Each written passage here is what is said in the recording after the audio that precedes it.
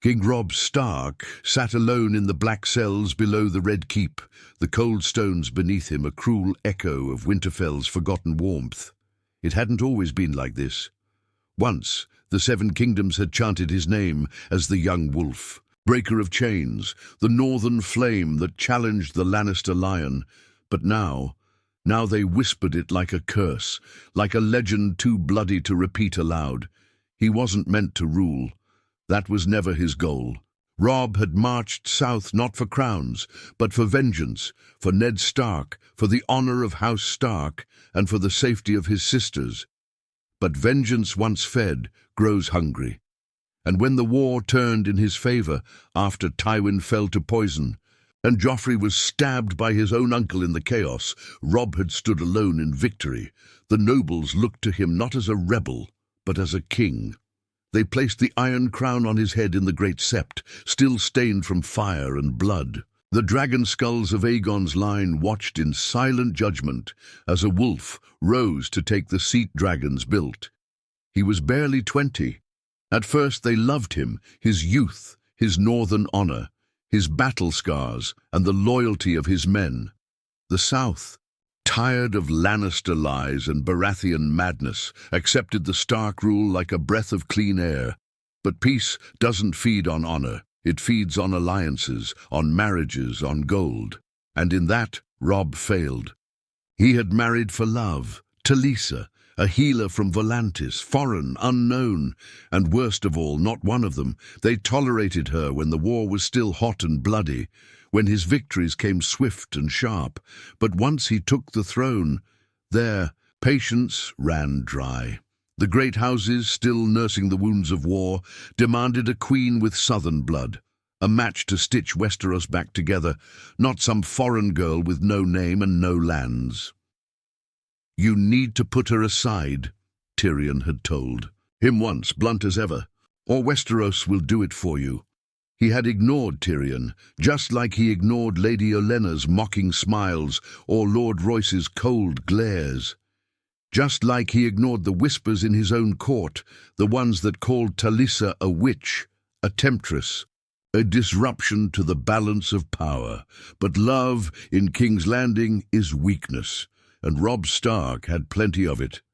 When the first assassination attempt happened, Talisa's cup poisoned at a feast, he dismissed it as Lannister vengeance. When the second came, a blade meant for her belly as she walked through the gardens, he started to see it for what it was, a warning. So he built walls around her, guards, secrecy. He stopped bringing her to court. Her smile faded as her world shrank to stone rooms and silence. And with each passing moon, the people began to speak of the queen who never speaks, the ghost in the tower. Some said she had gone mad. Others said Robb had locked her away in jealousy. It didn't matter what was true. In Westeros, truth always drowns under rumor. Then came the worst blow. Sansa. She had returned from the Vale, hardened and sharper than he remembered. She had grown into her own power, and the South adored her. The little bird no longer sang songs. She directed them. Whispers began to swirl in the halls of the Red Keep. The Stark girl should have been queen. Why not Sansa, a true daughter of the North and beloved in the South? Robb married a shadow, but Sansa could unite them all.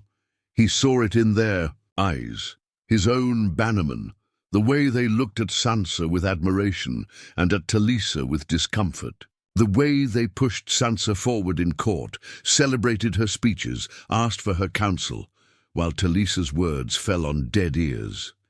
Even Arya noticed. "She's not safe here," Arya had whispered one night, "not with these snakes." But there were too many snakes, and not enough wolves. The last time Robb saw Talisa alive, she kissed him without a word. He didn't know why, but it felt like goodbye. The next morning, her body was found in the Godswood Pond, face down, dressed in her finest gown. No bruises, no blood, just cold and silence. They called it suicide. He knew better, but there were no witnesses, no proof, No justice, just rumors, and grief, and a throne that suddenly felt heavier than the wall. Robb didn't weep at the funeral. He stood still, like ice carved into a king's shape, while they burned Talisa's body in the courtyard of the Red Keep under the silent eyes of the court. Fire had taken too much from him. His father's head, Winterfell's bones, and now the woman he loved. The flames cracked and hissed, as if mocking him, a crown of smoke rising in place of the one on his brow. The realm moved on faster than he could mourn. The small council met that very night. Lord Garland Tyrell suggested a new marriage. Lady Arryn sent falcons bearing proposals. Dorne offered a princess with sand in her blood and poison in her smile. Everyone was eager to stabilize the realm, as if Talisa's body hadn't even cooled. As if love was a weakness they could now excise from his reign like a rotten tooth. Robb refused them all. The refusals made him look stubborn, dangerous, mad even. Whispers returned, but louder now. They said the North had crowned a boy, not a king. That the young wolf had grown fangs only for battle, not for court. They said he still mourned like a lovesick child, even while the kingdom bled from its own scars. And worst of all, they blamed him, not directly, not yet, but it was in their eyes, in the pauses when his name came up. A queen dead under mysterious circumstances, and a king who did nothing. They called it silence. Others called it guilt. Arya was the only one who spoke honestly to him anymore. "She was murdered," she said one night, her voice sharp as needle. "You know it, I know it, and you're doing nothing." "What justice is there to be had?" he answered, bitter. "I'm surrounded by liars and traitors, wearing silk cloaks and golden rings." Arya looked at him like he was stupid. "Then stop pretending they'll hand you truth. Take it." But Robb didn't take anything. Not yet. The boy inside him still clung to honor, to the shadows of Ned's values. But each day those shadows faded. His court turned colder. His bannermen, once loyal, now whispered with southern lords in corners. Even the northern lords had grown distant. And Sansa, she changed too. She became the people's queen, even without the title. She rode through the streets, spoke to the small folk, answered letters the way Catelyn once did. She sat beside Robb at court and corrected him with a smile when he misspoke. The lords praised her tact, the scepters praised her piety, the small folk praised her red hair and sad smile. And Robb began to hate it, not her, never her, but what she had become. A replacement, a symbol, the soft fire that warmed the kingdom while he sat like frozen death beside her. They never accused him directly, but their eyes did. Their cheers were louder when she spoke than when he did. When he passed, they bowed. When she passed, they smiled. The same week that Talisa's death passed its 40th day, a letter arrived from the north. Jon Snow, now Lord Commander of the Night's Watch, warned of wildling movements beyond the wall, and more. He spoke of white shadows, of corpses walking in the snow. Madness, perhaps. But Robb felt something in his brother's words. Fear, urgency. He summoned the council to discuss it. They laughed. "Ghost stories," said Lord Rowan. "Old tales to keep bastards from wandering too far." Even Tyrion smirked. "If dead men walk, Your Grace, I suppose we should arm them too." Only Sansa believed it. "He wouldn't lie to us," she said quietly. "Not Jon." Robb looked around the table. Mockery, disbelief. His family's warnings dismissed as children's tales. He ended the meeting early. That night he sat alone in Talisa's old chambers. Her scent had faded. Her brush lay unused. The silence was unbearable. He stared at the mirror and barely recognized the man looking back. Eyes like his father's, but colder. Shoulders hunched under the weight of a realm that only pretended to follow him. That was the night he made his decision. If they wanted a king, he would give them one. Not the boy they crowned, not the wolf they tamed, but the wolf they feared. No more compromise, no more patience.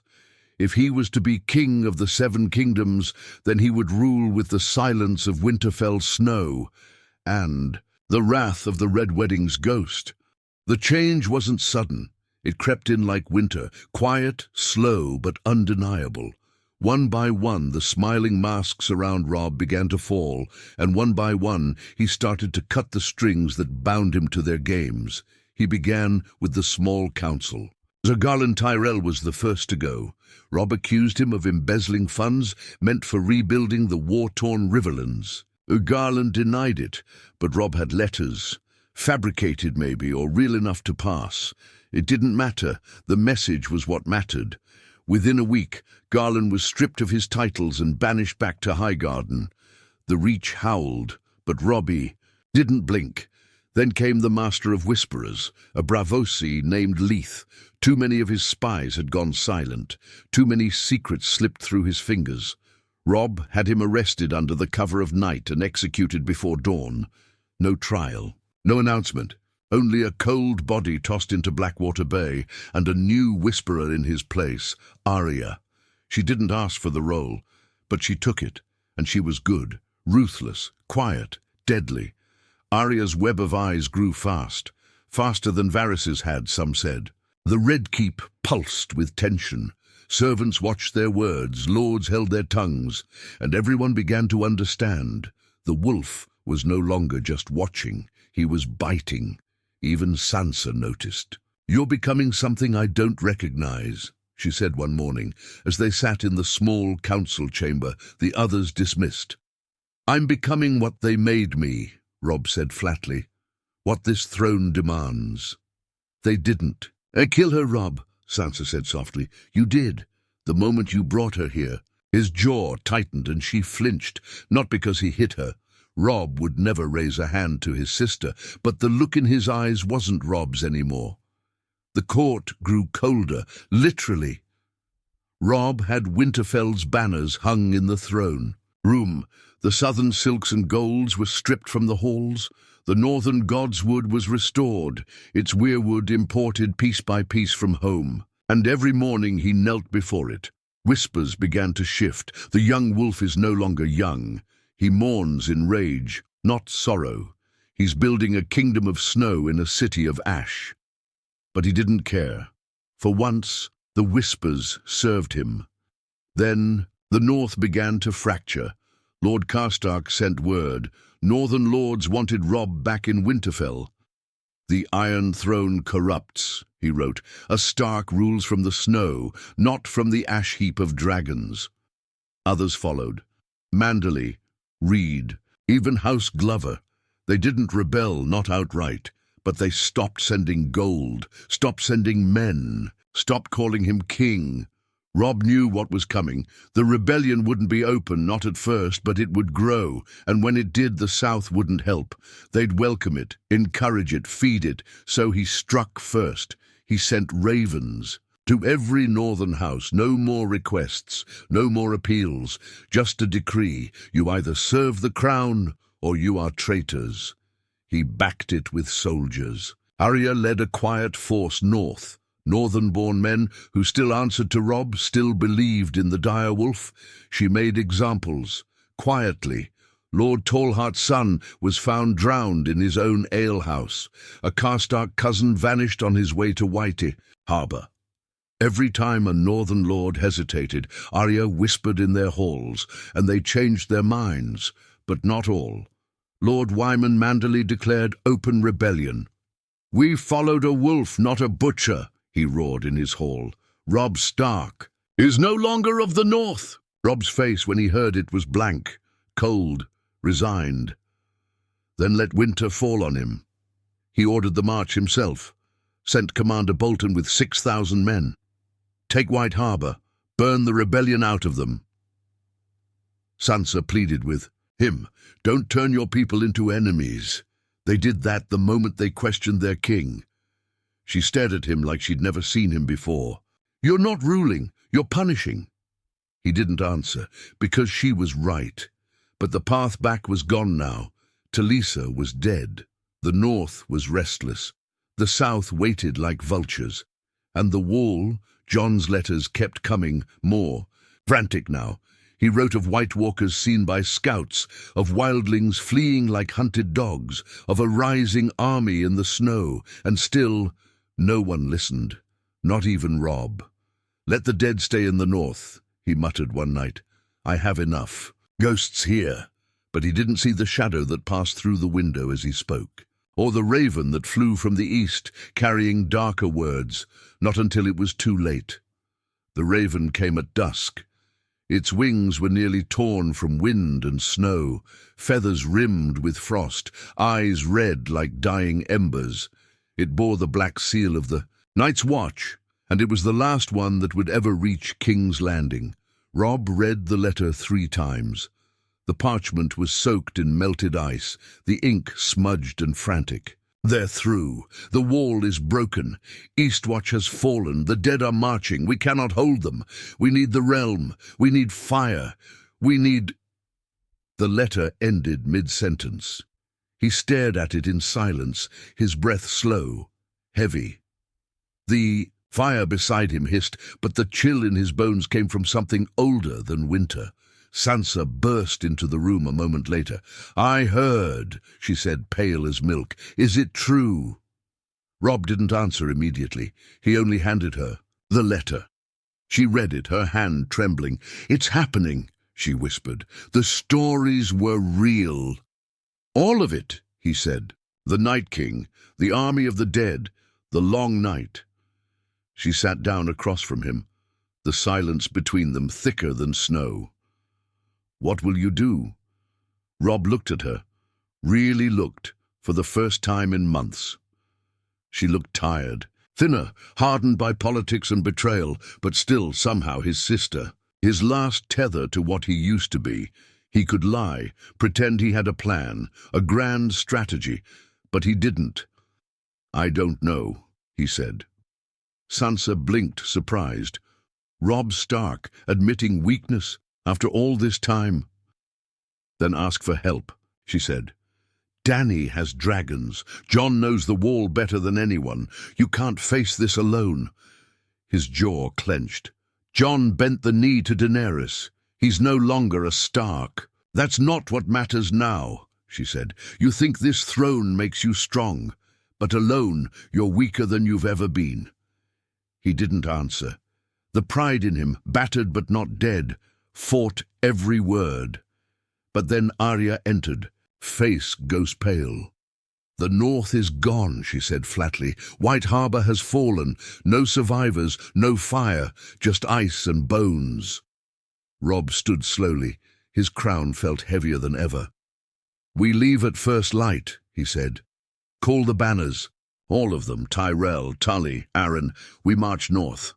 Arya hesitated. "You think they'll come?" "They will," he said, "or they'll die where they stand." The next 2 weeks were chaos. Riders were sent in every direction. Some lords answered quickly.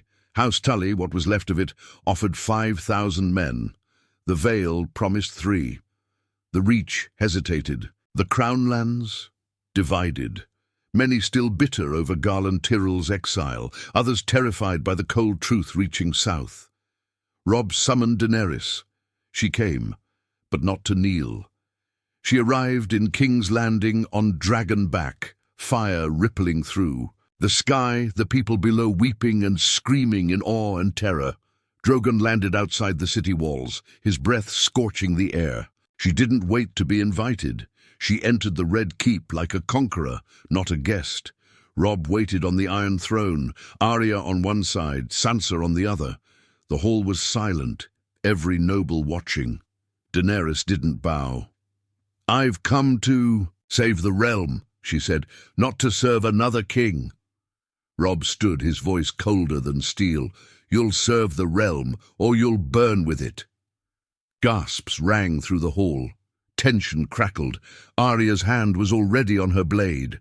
Drogon growled outside like thunder, but Dany didn't flinch. "I offer dragons," she said. "You offer swords. Alone we die. Together we stand. Make your choice, King Wolf." And for a moment Robb hesitated. He saw in her eyes the fire he had once had. The fire Talisa once saw in him. a mirror, a threat.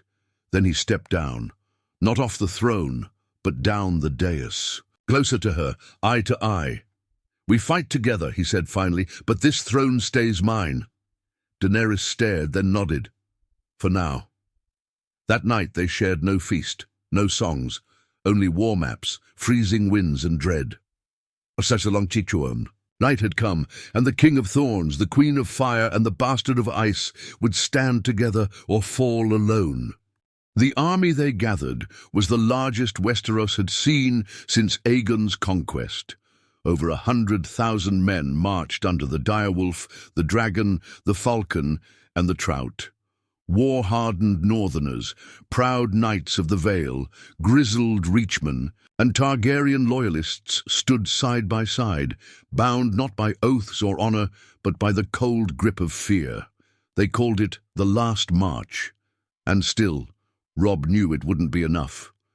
Every raven that returned from the north carried darker tidings. Towns turned to graveyards overnight, rivers frozen solid with the dead trapped beneath the ice. The wall, once a monument of strength, was now a ruin.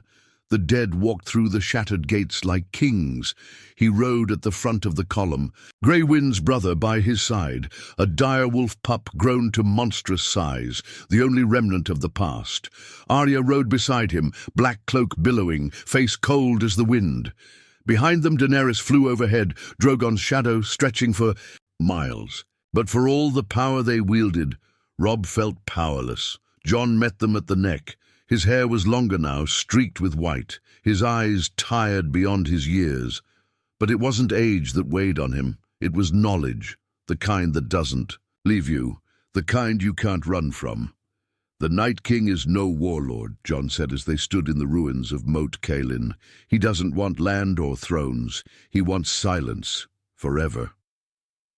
Robb looked around the war table. Sansa, Tyrion, Arya, Brienne, Davos, Daenerys, every face grim. "We can't defeat an army that doesn't rest," Tyrion said. "Even dragons can only burn so much before they fall." "We fight them in one place," Robb said. "Draw them in, end it in one night." Jon looked at him. "And if that fails?" "Then we die," Arya answered without fear. Daenerys stood. "Winterfell is the only choice." Robb didn't speak for a long time. His home, the last Stark stronghold. He had already lost it once. Now he would either reclaim it in fire or watch it fall forever. "Then we make our stand," he said, "at Winterfell." They arrived at dusk, 3 days later. Winterfell looked like a ghost of itself. The walls stood, but barely. The gates were frozen, creaking. Fires burned in the great hall, but they brought no comfort. The castle was ready, but only barely. The army set camp inside and around the walls. Trenches dug, dragonglass forged. Ravens flew again, carrying final words home. The air buzzed, with fear, tension, and resignation. That night, Robb stood alone in the Godswood. The old weirwood tree loomed above him, its red leaves whispering secrets in the wind. Snow fell quietly. He knelt. He didn't pray. He hadn't prayed in years, not since the Red Wedding, not since Talisa, but he remembered what his father once said. "When you kneel here, it isn't to ask, it's to remember." He whispered Talisa's name, then his father's. Then Jon sat beside him. "I never wanted this," Robb said, not looking at him. "None of us did. I was never meant to wear a crown." Jon gave a tired half-smile. "Crowns don't fit Starks. We wear them like chains." They sat in silence. "You think we can win?" Robb asked finally. Jon looked toward the horizon. "No," Robb nodded. "Then we fight anyway." The night before the battle, tensions cracked. Daenerys summoned Robb to the great hall. He found her standing beside the fire, her face illuminated by dragonlight. "You mean to sacrifice Winterfell," she said flatly. "You'll burn it to the ground before you lose it." "I'll do what I must," he replied. "It's not your home anymore. It belongs to the realm. It was my father's before. Yours even set foot in Westeros. And it'll be your tomb if you fight like a northerner. You still think honor matters in the end of the world? Robb's voice dropped. Don't mistake my calm for weakness, Daenerys. I have no honor left, just teeth. The silence that followed felt final. Then she said it. When this is over, she said, the throne is mine. Robb didn't flinch. If you survive the night, we'll talk. She stepped closer. And if you don't, he stared at her, then you can rule over ashes and snow. The horns sounded just before dawn. Jon stood atop the ramparts. Arya sharpened her blades in the courtyard. Sansa helped arm children. In the crypts, Tyrion drank in silence. Brienne prayed. Grey Wind's brother howled into the wind, and Robb Stark, the King of Thorns, donned his armor with frozen fingers and fire in his blood. The dead were coming, and there would be no dawn, unless men like him bled to make it. The wind screamed through the walls of Winterfell like a chorus of ghosts. Darkness pressed down from the heavens, and the snow came not as flakes, but as ash. The army of the dead had arrived. They didn't charge. They crawled, slow, endless, suffocating. Bones cracking, eyes glowing, silence in every footstep, and behind them, towering above the blizzard, was the Night King. No words, no roar, just a gaze that froze blood in the hearts of even the boldest warriors. Robb stood on the battlements, beside Jon and Daenerys, his hand resting on the hilt of his father's sword. His breath misted in the air, his jaw clenched like ice about to break. Below them, the trenches were lit, arrows notched, dragonglass ready. Then the Night King raised one arm, and the dead charged. The ground shook. From the skies, Drogon and Rhaegal descended like living firestorms. Flame met frost in mid-air, dragons screaming as they tore through the front lines. But the dead didn't scream. They didn't fear. They kept coming. The first wave hit the trenches, and blood painted the snow black. Robb led the left flank. Himself, he fought like a man with nothing left to lose, dragonglass blade in one hand, northern steel in the other. Every strike dropped a white, but for every one he felled, 3 more took its place. To his right, Arya moved like a shadow, unseen until her blade kissed bone. Brienne held the gate. Davos shouted orders. Sansa, hidden in the crypts with the children, recited old Stark words like spells. There must always be a Stark in Winterfell. But the words didn't stop the dead. They breached the walls by night's middle. The dragons fell from the sky, one pierced by spears of ice, the other grounded by exhaustion. Daenerys wept and screamed, her voice breaking as Drogon collapsed in a heap of black wings and blood. Jon was the first to reach the Night King. He charged into the snowfield outside the Godswood, blade drawn, heart full of fury. The Night King waited, silent, still. They fought, steel to frost, rage to coldness. Jon was faster. But the Night King was eternal. Every strike Jon made met a block of inhuman strength. Robb saw it, saw his brother falling behind, bleeding in the snow, and ran to him. But he was too far, too slow, and then came the scream. The Night King raised his arms, and the dead rose again. Northern men, Tully Bannerman, even Robb's own guard, faces he had marched with, died with, now turned against him. The courtyard turned into hell. Sansa fled the crypts with the remaining children, Arya covering them with blades and blood. Tyrion dragged the wounded behind the gates. Daenerys tried to rise, to call Drogon, but the dragon no longer moved. And Robb made a choice. He turned back, not toward the throne room, not toward the Godswood, but toward the cellar, the place where they had hidden it, the wildfire, the Mad King's last obsession, hidden beneath the castle, forgotten, feared, forbidden. He kicked down the doors. Arya found him there, hands covered in green fire. "What are you doing?" she screamed. "I'm ending it. You'll kill everyone. They're already dead." She stared at him, eyes wide, chest heaving. There's still time. No, there isn't, Robb said. I should have died with her, with mother, with father, but I didn't, and now I'm all that's left of House Stark. Arya's eyes filled with tears. We're still here. You are, he whispered, stepping past her, but you can still leave. He handed her a blade, a Valyrian steel dagger. Take the Godswood. End him. I'll make sure the rest never get the chance. She tried to stop him.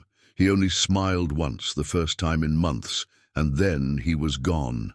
Robb Stark, king of the Seven Kingdoms, the boy wolf, the broken king, the last crown forged in vengeance, lit the wildfire beneath Winterfell. The castle exploded in silence. A green sun swallowed the snow. The dead burned in a roar of fire so hot it turned bones to dust. The sky cracked open. The wind howled like a dying god. And far above, on the branches of the Godswood tree, Arya leapt, blade flashing. The Night King turned just in time to meet death. When the sun rose, Winterfell was gone. The Night King was dust. The army of the dead melted into snow, and the world exhaled. In the ashes, only a few survived. Arya, Sansa, Jon, a handful of broken soldiers. No crown remained, no throne, just a single direwolf banner, burned and torn, flapping in the cold breeze. The realm remembered the king who gave everything, not for power, not for legacy, but for the people who never loved him, and for the woman who died before he ever learned how to live.